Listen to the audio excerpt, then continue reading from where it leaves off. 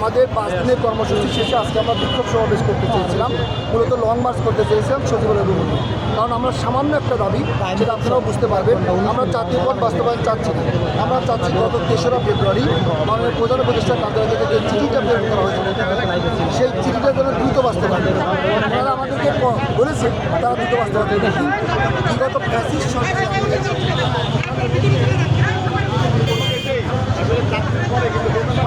দেশ নাই, কিন্তু বাংলাদেশে আসলে রয়েছে চাকরি পাওয়া করার পরেও তারা বেতন পাচ্ছে না।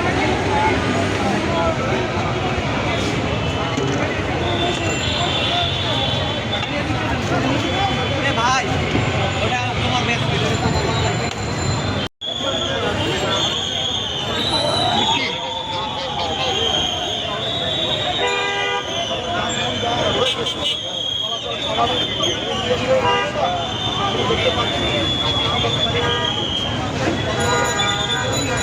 আমাদের আন্দোলন চলমান থাকবে। আমাদের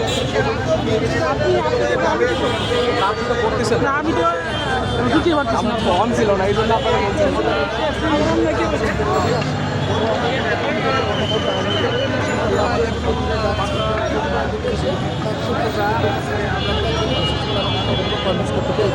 আমরা দেখেছি আপনারা রাজপথে আপনারা সমবেত হয়েছেন এবং রাজপথে আমরা দেখলাম যে পুলিশ এসে আপনাদেরকে রাজপথ থেকে উঠিয়ে দিল।